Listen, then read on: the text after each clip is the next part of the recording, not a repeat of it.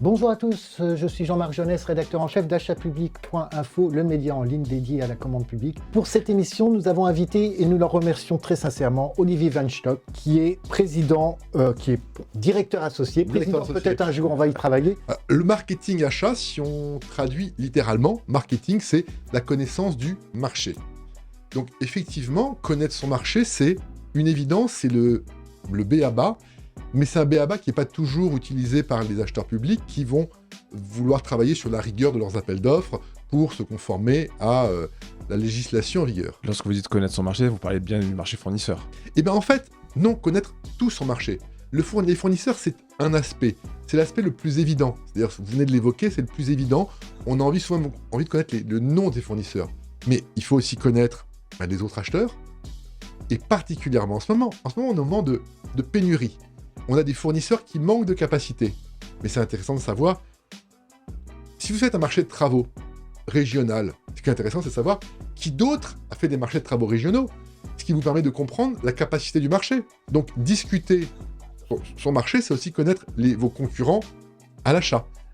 Quelle est la taille critique pour se dire, là, je dois et je peux faire une étude de marché? En fait, c'est une question de priorité. Sur quel sujet il y a un intérêt, il y a une valeur ajoutée à prendre le temps de faire une étude de marché. Maintenant, si on prend un peu de recul, combien d'appels d'offres sont infructueux tous les ans? Combien d'appels d'offres publics? Et si on chiffrait ça, on serait sur des dépenses de milliards d'euros qui ont été perdues. Une étude de marché permet d'éviter ce problème-là.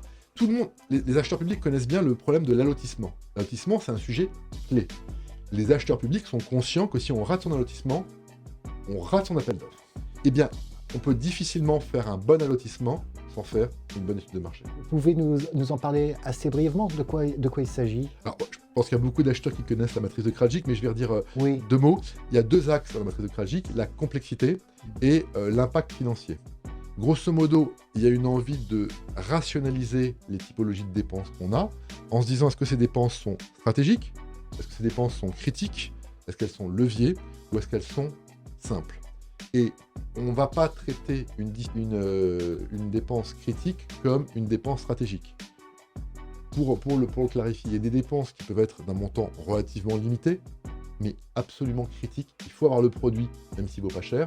Il y a d'autres produits qui sont stratégiques, dans le sens où ils sont critiques et chers, et il y a des produits qui sont... Enfin, voilà. Donc il faut comprendre à quel type de produit on a. Là, on parlait de la cartographie tout à l'heure. Évidemment qu'il faut rentrer sur ce sujet-là. Si on est sur une dépense qui est simple, sans criticité, sans valeur financière, on fera sans doute pas de cartographie. C'est une forme de pondération des besoins, en fait. Je dirais pas... après, ça peut amener à une pondération pour se dire, voilà, où est-ce que je mets mon énergie, sur quel type de sujet je mets mon énergie, effectivement. Oui. Donc une fois que l'acheteur a défini sa famille d'achat, si c'est stratégique, critique ou simple, donc ce dernier va pouvoir ensuite réfléchir à ce qu'il va mettre en place une étude de fournisseur, ensuite du sourcing ou faire un benchmark. C'est ça. Sur ça. C'est bien le sujet, oui. Et la deuxième matrice Mais je t'en prie. qui est la matrice de Van Stock, qui est la vôtre. Voilà. Quelle est la différence avec celle de Krajcik? Alors, la matrice que j'ai publiée il y a une quinzaine d'années, qu'on appelle la matrice de rapport de force, mais comme c'est moi qui l'avais créée, elle est souvent sous mon nom, c'est une matrice pour regarder les rapports de force. Alors, historiquement, on n'aime pas trop parler de rapports de force dans les achats, mais il y en a. Et donc, l'idée, c'est d'avoir deux axes, un avec la position de force de l'acheteur, l'autre avec la position de force du fournisseur. On a 4 cases, KissMe, BitMe, SupplyMe et PartnerMe. C'est pas une matrice sadomaso, c'est juste de donner les noms aux choses. Vous savez, les étoiles n'existent qu'à partir du moment où elles ont un nom. Une étoile qui n'a pas de nom n'existe pas. Et là, on voulait mettre un nom sur le rapport de force.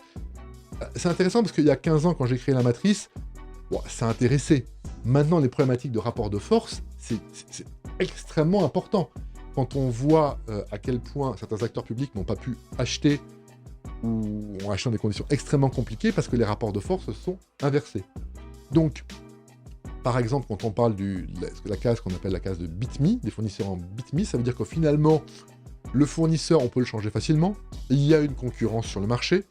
On a des marchés qui veulent vous vendre, qui ont de la disponibilité et qui répondent assez facilement à vos besoins.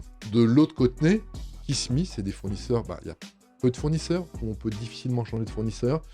Il y a des problèmes de disponibilité, il y a des problèmes de qualité, et dans ce cas-là, on ne va pas traiter les choses de la même façon. Très clairement, là, quand on parle de structuration, quand on parle de cartographie, si on ne prend pas en compte le rapport de force qu'il y a avec un fournisseur, où est-ce qu'on en est, eh bien, on est complètement à côté de la plaque. Il y a une autre case qui s'appelle le Partner Me. On parle d'innovation dans les achats. L'innovation dans les achats, on la met avec du Partner Me. On ne peut pas innover avec tous les fournisseurs. Il faut choisir ses combats. Et puis, il y a des fournisseurs avec lesquels Supply Me, tout le monde s'en fiche un petit peu, on travaille ensemble, il n'y a aucune criticité, il n'y a pas d'importance, mais on travaille ensemble. Il faut être capable de savoir où est-ce qu'on met ses efforts.